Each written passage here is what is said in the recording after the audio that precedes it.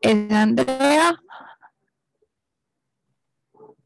Hoy les traigo el tema de síndromes paraneoplásicos con el fin pues como hacer una revisión en la literatura de cuáles son los que existen, como algunos tips de cada uno, aunque no son muy frecuentes como les voy a contar, pues hay que saber que están para que cuando se presenten pues tener como la impresión diagnóstica o al menos la sensibilidad para buscarlos.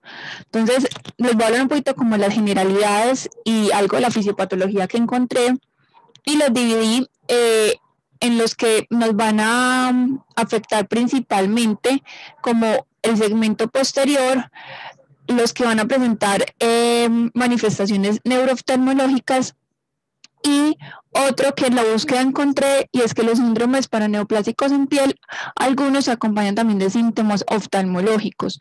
Entonces, bueno, les voy a ir contando. Los síndromes paraneoplásicos realmente lo que sucede es que es una forma en la que el cáncer, aunque no está en el ojo, está distante o incluso puede estar como sin conocerse que existe, pues un primario desconocido, él está haciendo un efecto remoto en el que va a provocar unos síntomas, signos, incluso cambios a nivel pues de el globo ocular que pueden llegar a ser bastante severos, incluso con pérdidas visuales. El primer caso fue descrito en 1950. Posteriormente, hacia 1964, se describió el primer anticuerpo paraneoplásico.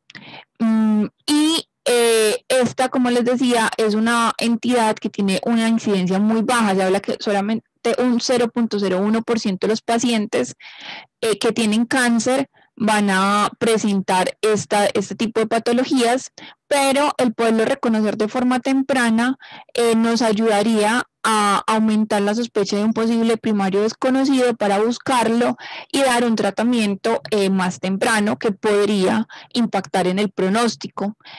Entonces, hablando un poco de las bases fisiopatológicas, lo que sucede es que se tiene la teoría que la mayoría, los síndromes paraneoplásicos se pueden dar, ya sea por como respuesta a influjos de hormonas que produce el tumor o en el caso de los síndromes neurológicos y neurooftalmológicos, la teoría que más se conoce es que son una respuesta inmunológicamente mediados en el que el tumor lo que va a hacer, estando muy distante al sitio que está afectando, produce un antígeno que normalmente los antígenos son expresados de forma exclusiva en ciertos sistemas, como por ejemplo el neurológico y los ojos.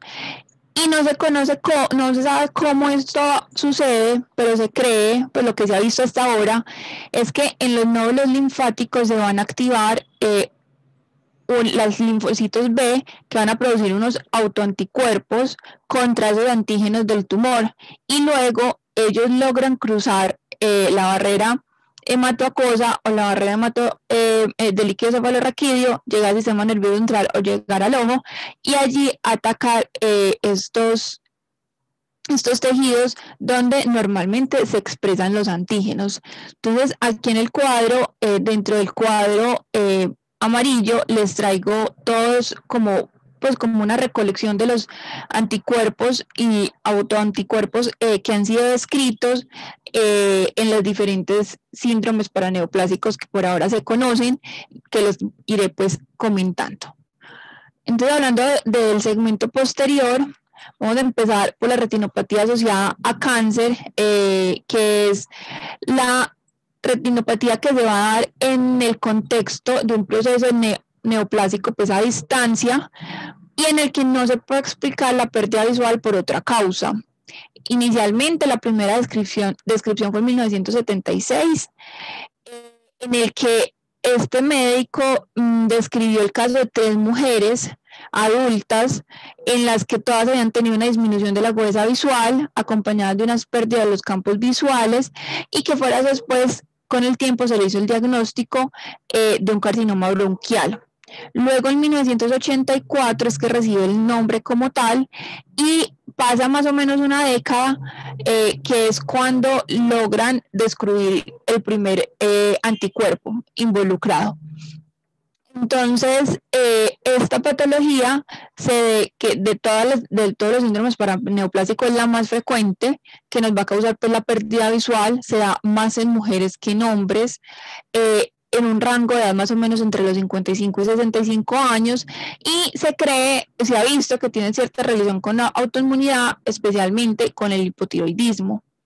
El tipo de cáncer que más está asociado a este es el cáncer pulmonar de células pequeñas, en una medida como intermedia. También se asocia a cáncer de mama, de útero, de ovario y de cervix, por lo cual pues se va a relacionar más en las mujeres, y con menos frecuencia también lo podemos encontrar en cáncer de próstata, tiroides, páncreas, colon, vejiga, y linfoproliferativos tipo leucemia, linfoma, mieloma y el timoma.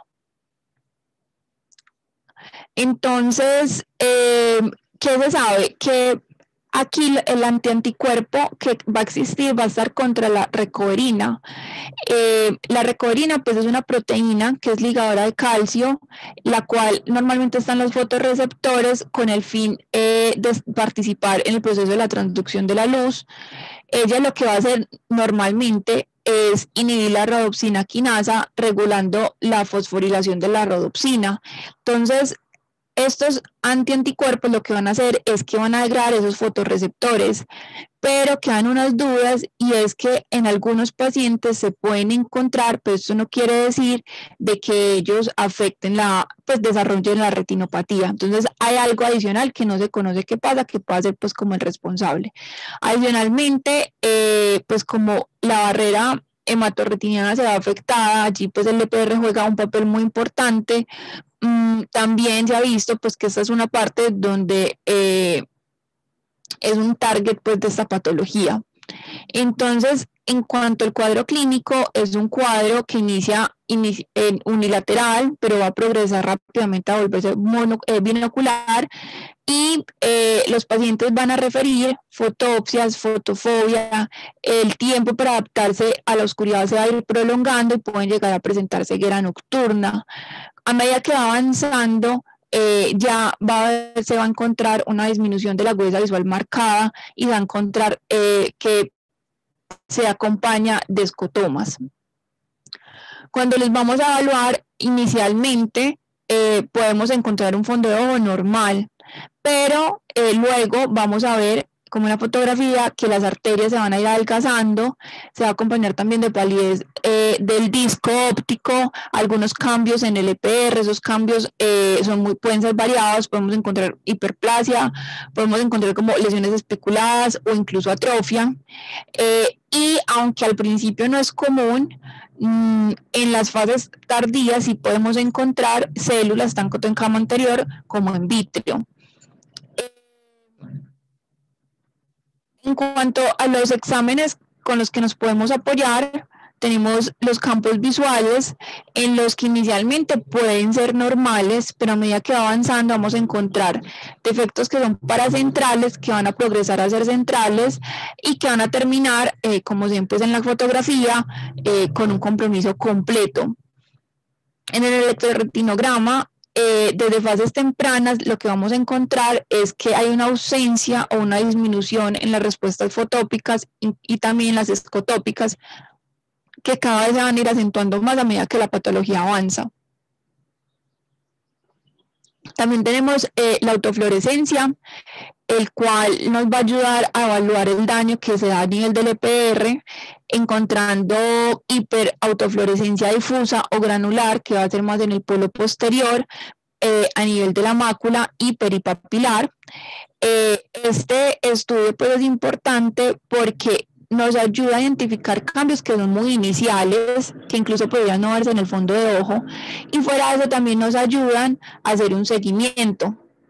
Y el OCT nos va a ayudar pues a que encontremos esa pérdida del complejo de la retina externa, con también una disrupción pues como a nivel de la elipsoide, que se puede dar antes de que esto se vea traducido a nivel del electroretinograma. y va a corresponder adicionalmente con los hallazgos en la autofluorescencia, entonces se pueden complementar. Lo otro, como en el OCT de abajo, los pacientes también pueden cursar con un edema macular cistoide.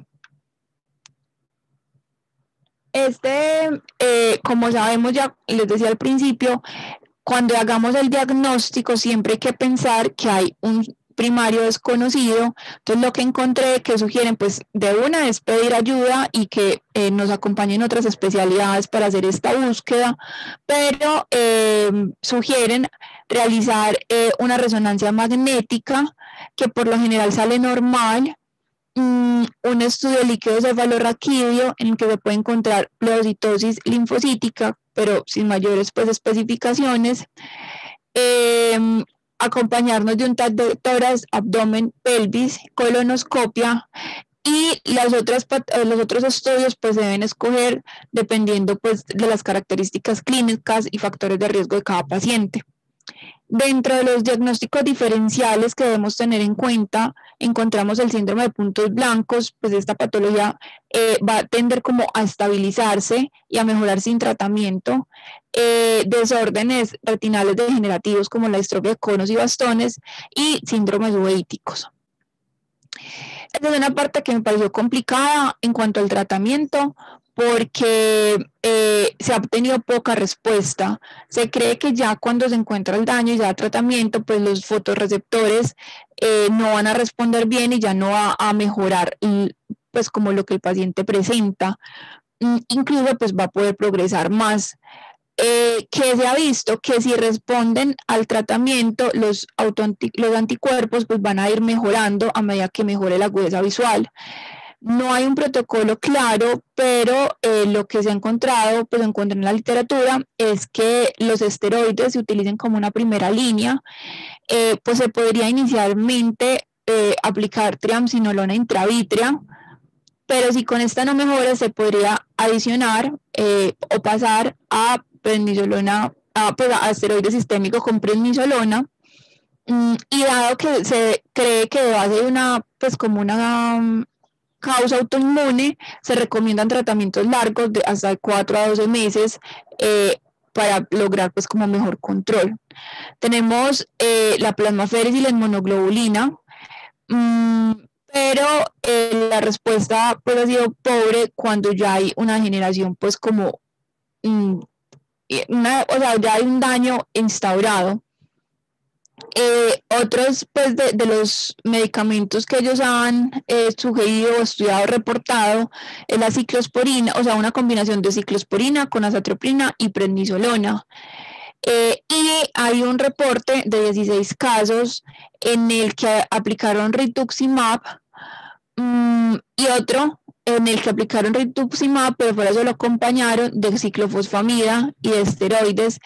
Y de estos se logró que el 70% de los pacientes o estabilizaran su agudeza visual o incluso mejoraran. Pero son pues un grupo de pacientes muy pequeño, teniendo en cuenta que es una patología que no es frecuente. Sí hay que tener en cuenta que hay que hacerle seguimientos cada 3 a 6 meses según como encontremos el paciente, y recomiendan hacerlo con una evaluación clínica completa, electroretinograma, campos visuales y OCT. Tenemos la disfunción de conos asociada al cáncer. Esta como tal se cree que es un subgrupo de la presentación de la que acabamos de hablar, en los que la disfunción va a estar como solo afectando los conos, que pues van a estar más a nivel pues macular. Aquí los pacientes van a referir que hay una disminución de la agudeza visual, pero con una característica, es que cuando usan las gafas oscuras, gafas de sol, presentan mejorías de los síntomas y no se va a acompañar de otros pues, síntomas. Al examen físico yo puedo encontrar disminución de la agudeza visual, alteración de la visión de colores, un escotoma central y también atenuación de las arterias.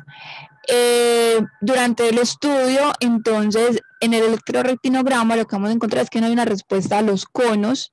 Por lo general, la resonancia magnética va a estar normal y vamos a encontrar también en el líquido cefalorraquídeo esa pleocitosis linfocítica, que tiene digamos que de bueno, entre todo, esta presentación de síndrome paraneoplásico, que el pronóstico visual es un poco mejor, pues o es variable respecto al otro, pero igual no tenemos un tratamiento que sepamos que funciona.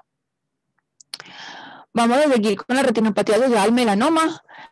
Esta es una patología que inicialmente fue escrita en 1984 por Gass. A diferencia de la primera que les presenté, se da más en hombres, en un rango de edad parecido de 55 a 65 años. Inicialmente se hablaba que el melanoma ya podía estar presente, pues diagnosticado, pero también se encontró que hay pacientes con primarios desconocidos que van a ser diagnosticados en un promedio entre 2 meses hasta 19 años después. En promedio a los 4 años es que se hace el diagnóstico, y por lo general son melanomas que están a nivel de piel o a nivel pues ocular. Siempre se había hablado de melanoma a nivel de piel, pero ya últimos reportes hablan de melanomas a nivel ocular. Lo que se sabe es que hay un anticuerpo antimelanoma, pues como antimelanoma, que lo que hace es una reacción cruzada con las células bipolares de la retina a nivel de los de los receptores postsinápticos que están implicados en la despolarización, y ellos, pues, se confirma con los anticuerpos IgG, que van a reaccionar con los bastones. Cuando se hacen estudios pues como patología, hay una disminución de las neuronas bipolares, y el anticuerpo que más está implicado es el TRPM1, que también me llamó la atención, está implicado en la ceguera nocturna congénita. Entonces, los síntomas que el paciente refiere son síntomas de fotopsias, visión en túnel, ceguera nocturna, y cuando uno va a hacer el examen oftalmológico se va a encontrar que la agudeza visual es normal y la agudeza de colores, es normal. También al principio el fondo de ojo puede ser normal. Se puede encontrar como un adelgazamiento de las arteriolas acompañado de cambios pigmentarios y atrofia del nervio óptico.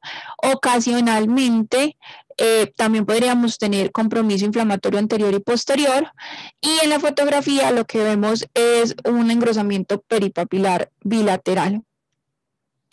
De los exámenes que nos podemos ayudar, entonces vamos a encontrar que los campos visuales están constreñidos, y el electroretinograma nos va a mostrar que hay una reducción en la adaptación a la oscuridad, encontrando una reducción de la onda B y una onda normal.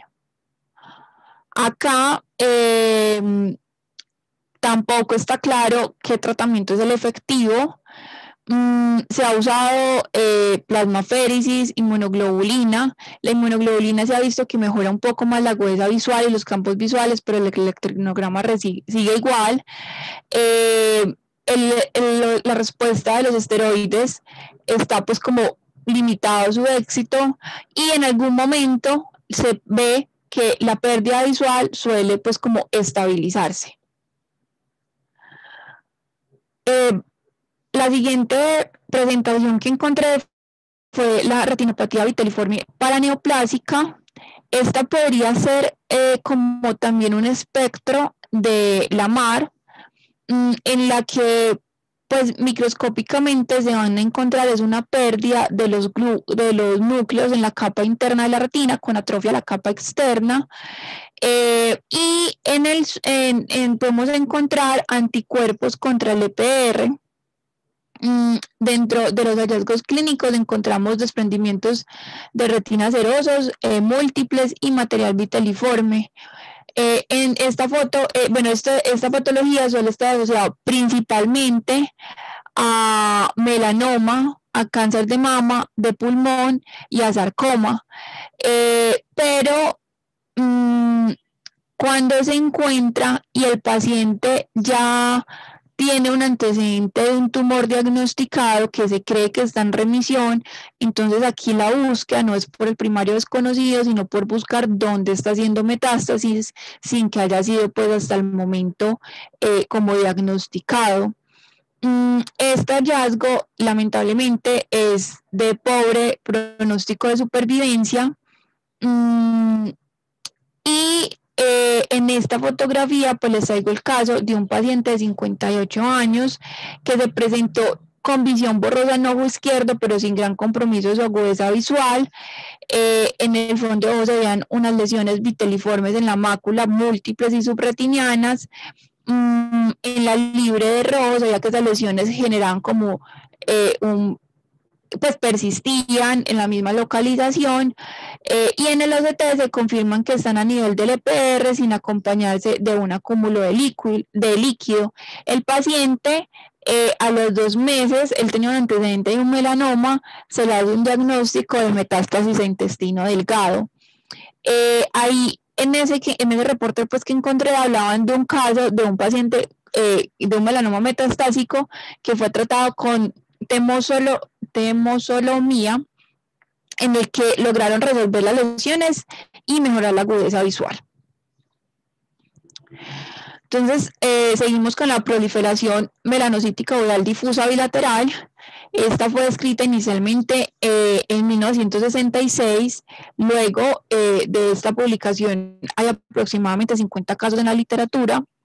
Lo que se encuentra es que en esta patología lo que hay es una proliferación benigna de los melanocitos, y se cree que va a ser pues esta proliferación como inducida por el factor trófico del tumor liberado, pues un factor trófico que el tumor va a ir como liberando la circulación, pero no se sabe también si esto puede como inducir a formación de toxinas o a hipoxia, que adicionalmente genere como una alteración a nivel de la retina, como que la genere, y que también se pase esto en el cristalino. Se va a encontrar que esto va a ser más pues como en pacientes de los 50-80 años más o menos, que tienen una pérdida visual progresiva y que ya tienen pues como el diagnóstico de cáncer. Se cree como que será por ese factor que les menciono, debido a que un 20% de los pacientes pueden también tener esa proliferación de melanocitos en mucosas y en piel. Y a nivel del ojo se ha visto que se puede comprometer iris, cuerpo ciliar, coroides. Entonces, o sea, va a actuar donde tenemos melanina. En mujeres se va a ver principalmente en cáncer de ovario, de útero, de cervix. En hombres va a ser principalmente en cáncer de páncreas y de pulmón, y en menor medida se ha encontrado relacionado con cáncer de riñón, de colon, de mama y de esófago. En esta patología mencionan unos signos cardinales, como en estas fotografías hay un ejemplo, que son parches que son como rojos, que pueden tirar a naranja, que son redondos, son múltiples. Luego, vamos a encontrar que puede tener una hiperfluorescencia temprana de estos parches que vemos al fondo de ojo, y también podemos encontrar que sean lesiones focales, pigmentadas, de los tumores pues como melanocíticos, y bastantes desprendimientos de retina exudativos. La otra característica importante es que estos pacientes van a desarrollar rápidamente catarata, y en menor medida ellos podrían también tener quistes en el iris y en el cuerpo ciliar que nos puedan como llevar a cierres angulares. Esta foto que les pongo es un caso de una paciente de 55 años con antecedente ya conocido de un carcinoma de células pequeñas de pulmón, que se presentó con disminución de la agudeza visual de 20-40 por el ojo izquierdo. En el fondo de ojo, no sé si se alcanza a ver bien, hay unas islas de atrofia al EPR, que alrededor se va a acompañar de unos patrones reticulares, que en la angiografía con fluoresceína se encuentran como áreas numulares de hiperfluorescencia, y en la ecografía se van a ver como áreas extensas de engrosamiento coroidal, Y en el OCT lo que vamos a encontrar son desprendimientos neurosensoriales a nivel de la mácula, con puntos focales de atrofia e hipertrofia del EPR. Acá tampoco conocemos un tratamiento que sepamos que es efectivo. Se ha visto pues alguna mejoría de la agudeza visual con la inmunoglobulina. Los esteroides, pues no todos han respondido tan bien. En algún caso hablaban de que habían hecho cirugía de catarata y también habían hecho drenaje del líquido subretiniano sin encontrar buenos resultados. Y hay un reporte de 2 casos en los que realizaron aplicación de plasmaféresis cambiando en 7 sesiones la volemia, buscando pues remover esos factores de crecimiento que ahorita les mencionaba, y con estos 2 reportes lograron estabilizar la agudeza visual en un 20-25. Entonces digamos que es como una de las opciones sin mucho peso pues en la literatura. A nivel de nervio óptico tenemos la neuropatía óptica paraneoplásica. Esta va a ser un cuadro que va a empezar de forma bilateral con una progresión rápida, que hay que hacer una interrogación, pero interrogar muy bien al paciente porque se puede acompañar de otras manifestaciones neurológicas como signos cerebelares, mielopatía, encefalopatía y otras neuropatías. Aquí los cánceres que van a estar más asociados del cáncer de pulmón de células pequeñas y el linfoma, y en menor medida el de páncreas, mama, próstata, bronquial, el papilar de tiroides, el sarcoma urinario. Y la forma como se va a enfocar va a depender si el paciente tiene antecedente de cáncer ya conocido. Entonces hay que evaluar y descartar que no está haciendo metástasis al nervio óptico o que está haciendo una compresión a este de forma externa. Pero si el paciente por el contrario no tiene antecedente de cáncer, pues hay que empezar el estudio para encontrarlo. En ellos vamos a encontrar un edema de disco acompañado de una retina normal, pero en algunos reportes hablan pues de que se puede encontrar atrofia. En la angiografía con fluoresceína se puede encontrar una hiperfluorescencia del disco por un escape, y ese mismo escape también se puede encontrar en la periferia. En los campos visuales podemos encontrar varias cosas. Podemos encontrar que aumente la mancha ciega, que tenga escotomas paracentrales o que empiece con una constricción periférica o una depresión generalizada. En caso de encontrar una hemianopsia bitemporal, hay que pensar pues, que se está comprometiendo el quiasma óptico, y que en estudios que hicieron post-mortem encontraron en esta presentación que lo que había era un proceso de desmielinización del nervio. El electroretinograma por lo general es normal, y hay un pequeño subgrupo de estos pacientes que se pueden presentar con células en vitro posterior que se van a asociar a alteraciones en el electroretinograma.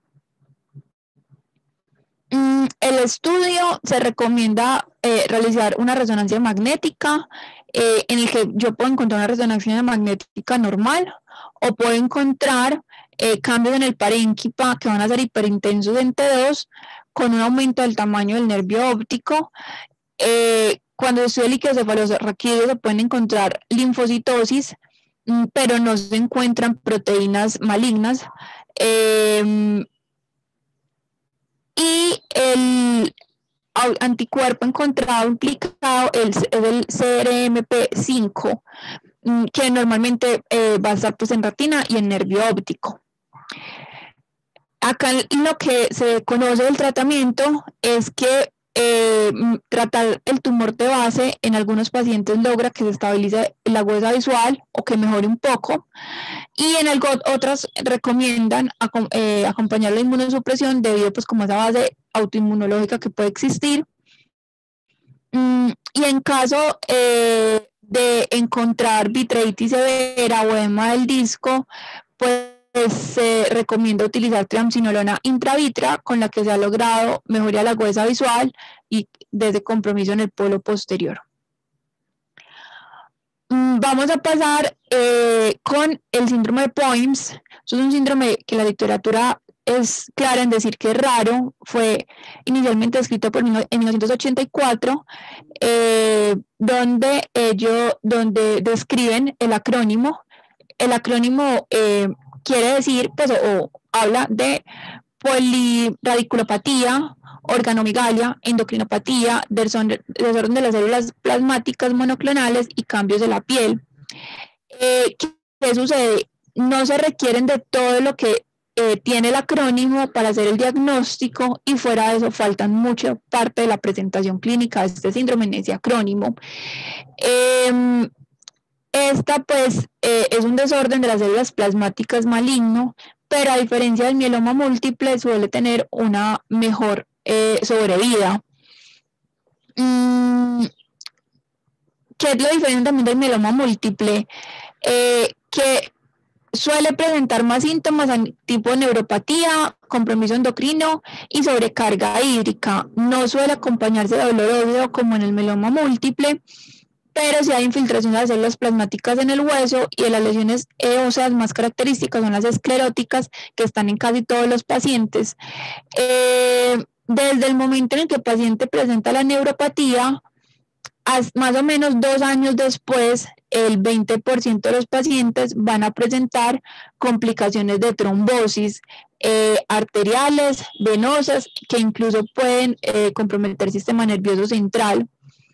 Y como la edad en la que se suele presentar este síndrome es entre los 40 y 60 años. Bueno, entonces en esta tablita a la izquierda ven la cantidad de síntomas y de sistemas que pueden estar comprometidos. Lo que les quería aquí resaltar es que el principal es la neuropatía a nivel sistémico, y en la parte ocular, entre 1/3 y la mitad de los pacientes van a tener papiledema. Estos pacientes a nivel ocular pueden manifestar visión borrosa, diplopia, dolor ocular, y si se evalúan los niveles de VEGF, va a estar relacionado con pues, cantidades mayores de VEGF. Pero el tener papiledema es un factor de de menor supervivencia. Otra de las causas por qué el paciente puede presentar papiledema es como respuesta a un aumento de la presión intracraneana, o que el nervio tenga infiltración. Entonces, para el diagnóstico de este síndrome, se requiere que cumpla los 2 criterios mayores, que es como la primera franjita, acompañados de uno de los criterios, o sea, estos 2 criterios son indispensables, y se va a acompañar de uno de estos. Y aquí, dentro de los criterios menores que también debe cumplir, encontramos el papiledema.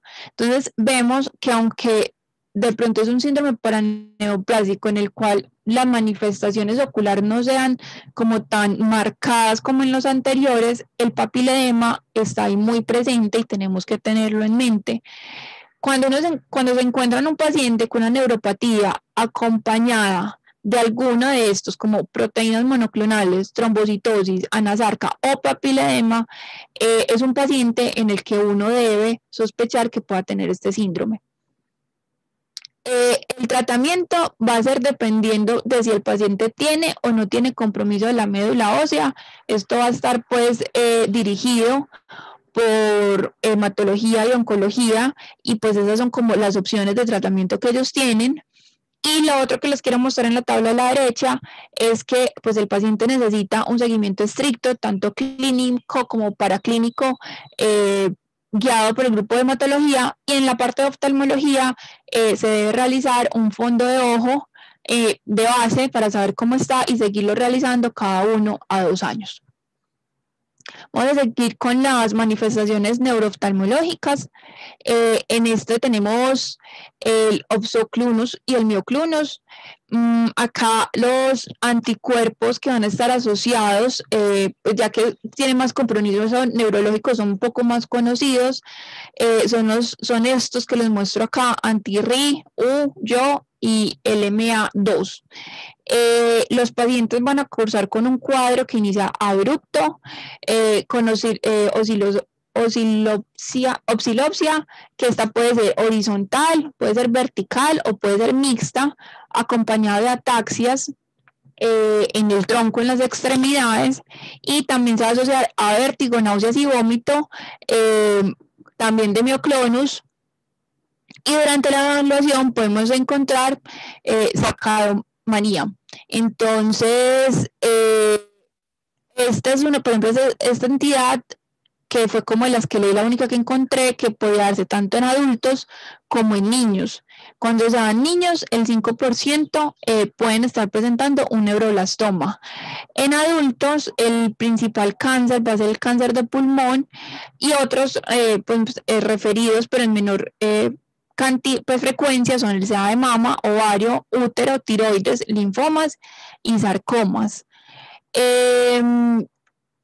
Que es importante, en los adultos se ha visto que dar tratamiento con esteroides y tratamiento para su cáncer de base logran mejoría mejoría notoria de todo el síndrome. Pero en los niños, 2/3 cuando se les da como este tipo de tratamiento quedan con déficits neuropsiquiátricos, y no se sabe si es que ellos fuera de eso van a cursar con una encefalopatía paraneoplásica, o el tratamiento en ellos causa una toxicidad que genere las secuelas.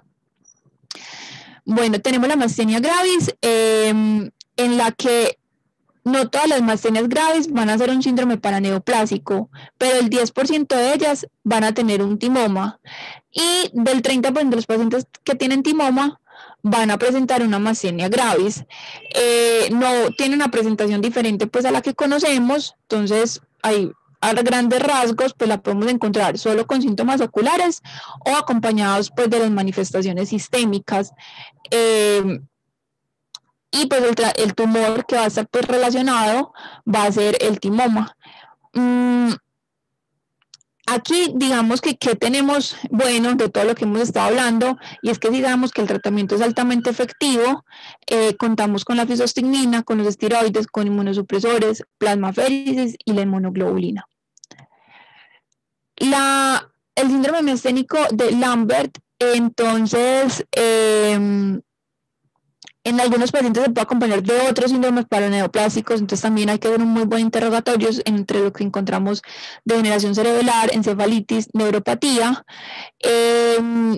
Esta presentación se puede iniciar con varios años antes del diagnóstico, con una fatiga generalizada, que también se va a acompañar de debilidad en las piernas, y en la parte en las que tiene síntomas oculares, el 50% van a tener ptosis, diplopia intermitente, una disfunción autonómica que se puede traducir en pupilas tónicas. Y estos, el 60%, van a tener un tumor maligno que va a ser oculto, que se puede demorar en un rango aproximado de 2 años en diagnosticar, y el principal va a ser el tumor pulmonar, el cáncer pulmonar de células pequeñas, y los otros relacionados son los linfoproliferativos. En también tenemos opciones de tratamiento. Casi un 80% de los pacientes van a responder a la primera línea, que es la 3,4-diaminopirimidina. Como segunda línea vamos a tener la plasmaféresis, inmunoglobulinas, esteroides e inmunosupresores, y fuera de eso, aquí el tratamiento de su cáncer de base va a impactar en la sintomatología. Vamos a pasar a las manifestaciones oculares encontradas en los síndromes paraneoplásicos en piel. Estos son muchos los síndromes. Hay unos de los postulados realizados por Kutz, en los que él busca como que se tenga una relación clara entre la malignidad y las manifestaciones en piel, y es que esta presentación sea simultánea, que por eso cuando se trata el tumor también mejore la presentación en piel, y cuando recae el tumor puede debe volver a aparecer las lesiones en piel, que estas lesiones no estén pues como relacionadas con síndromes genéticos, y que exista pues como una asociación estadísticamente significativa. Entre esos encontramos el pérfico paraneoplásico. Este pérfico va a estar relacionado con varios tumores, como ven a la izquierda, linfoproliferativos, pobremente diferenciados, linfomas no Hodgkins, el tumor de Castleman, el adenocarcinoma gástrico, el timoma, y de las manifestaciones oculares que se pueden encontrar acompañar son úlceras en párpados superiores, en párpados inferiores que tengan erosiones marginales, erosiones también en conjuntiva, conjuntivitis pseudomembranosa, defectos epiteliales e incluso melting corneal. Y tenemos la Cantoni nigricans. Esta, pues sabemos que tiene un componente endocrino asociado, por ejemplo, a la diabetes, pero en esta, que es paraneoplásica, se presenta principalmente en los adultos mayores, y en ellos hay que buscar un primario desconocido, como los que ven ahí: adenocarcinoma gastrointestinal, carcinoma hepático, cáncer en esófago, bronquio, mama, sarcoma, linfomas y enfermedad de Hodgkin. Y a nivel ocular, la Cantoni nigricans se puede acompañar de hiperemia conjuntival, que tiene como esta característica, estas papilas finas en bordes de los párpados y en conjuntiva tarsal, pérdida tanto de pestañas como cejas. Si tenemos lesiones papilomatosas en el canalículo, va a haber epífora y ectropia. Y ya finalizando, entonces, como un pequeño enfoque de qué se puede hacer cuando tenemos estos síndromes y tenemos que empezar a hacer una búsqueda de un primario desconocido, es que hay que buscar muy bien lesiones en piel, pues un examen clínico completo, ayudarnos de otras especialidades para hacer pues una evaluación en conjunto.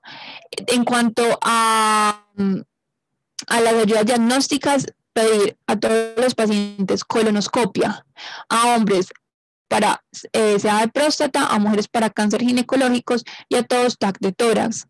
En caso pues, de contar con la posibilidad de hacer anticuerpos paraneoplásicos y encontrar que alguno nos sale positivo, entonces hay que complementarlo con resonancia magnética cerebral, TAC de tórax, abdomen, pelvis, grandes huesos y PET. En cuanto al PET, encontré que algunos lo recomiendan de entrada a todos estos pacientes, otros prefieren hacerlo como en un segundo tiempo, debido a que si hay tumores de menos de 1 centímetro, el PET nos podría dar falsos negativos porque no los alcance a ver. Si todos estos resultados nos salen negativos, entonces al paciente hay que seguirle haciendo la evaluación clínica acompañada de estas ayudas diagnósticas cada 3 a 6 meses durante 4 años, porque hay que ir con esa sospecha alta del primario desconocido. Ya para concluir, entonces, pues son unos síndromes de muy poca frecuencia que requieren una alta sospecha diagnóstica, debido a que va a impactar en el pronóstico del paciente, a que tienen alto riesgo de secuelas oculares y que nos pueden guiar para terminar realizando el diagnóstico de un primario desconocido. Muchas gracias, y espero les haya gustado. Andrea, excelente pues, revisión y muy completa. Como lo decías al principio, no son tan frecuentes, pero hay que buscarlos y creo que para todos quedó claro que necesitan obviamente el apoyo de otras especialidades y es un manejo que nos vuelve y nos mezcla con todo el manejo sistémico que tiene que ver la oftalmología. Muy completo, unos no tan frecuentes, pero si uno no los piensa, si uno los busca, no los va a encontrar nunca. Y ahora que tenemos pues el acceso en las instituciones pues a múltiples disciplinas, nos ayuda mucho este trabajo en común. Aquí hay varias personas que son especialistas en el tema, no sé si tienen algún comentario, porque creo que la revisión que hiciste fue muy extensa. Estuvo muy bien. Muchas gracias, Andrea. Gracias, profe. Andrea, hola. Buenos días a todos.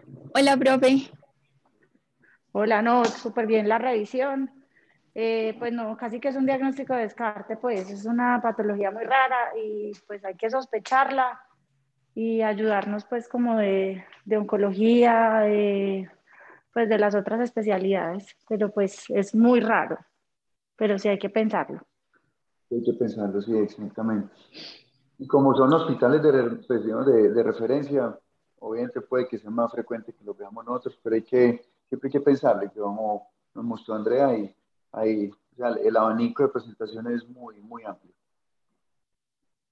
Aquí veo felicitaciones en el chat de la doctora Clara Londoño, Marco Restrepo, Laura, la doctora Alejandra de la Torre que nos acompaña hoy, Ángela Castillo. Muchas gracias, aquí aprendiendo como siempre. Muchas gracias por la invitación, aprendí muchísimo.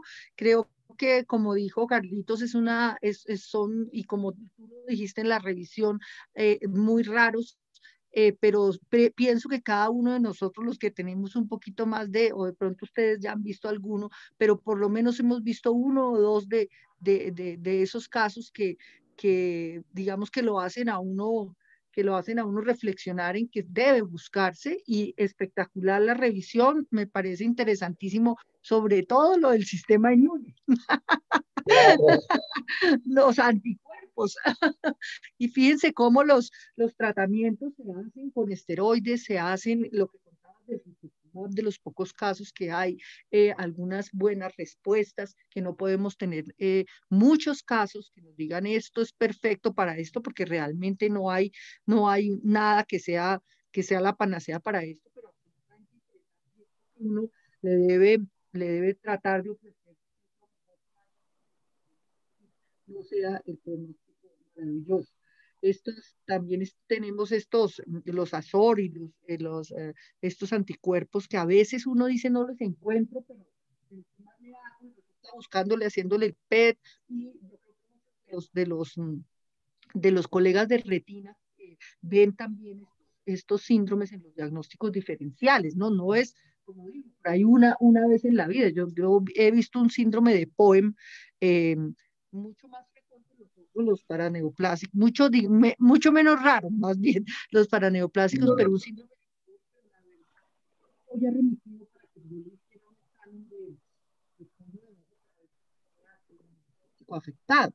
Entonces son rarísimos. A mí en ese momento estudiar en ese momento. Entonces yo digo esto, por lo menos que uno sepa que existe y que son raros y que tiene que hacer todo lo posible. Me encantó, felicitaciones y súper completo. Muchas gracias. Y ahora les paso el link porque creo que hay muchas opciones, digamos, o oportunidades para revisar esto que nos hizo Andrea. Entonces les paso el link por si en algún momento se presenta algún caso, si lo quieren repasar en la conferencia. Y Kevin también te felicita. Excelente, Andrea. Muy buena la revisión. Muy instructiva.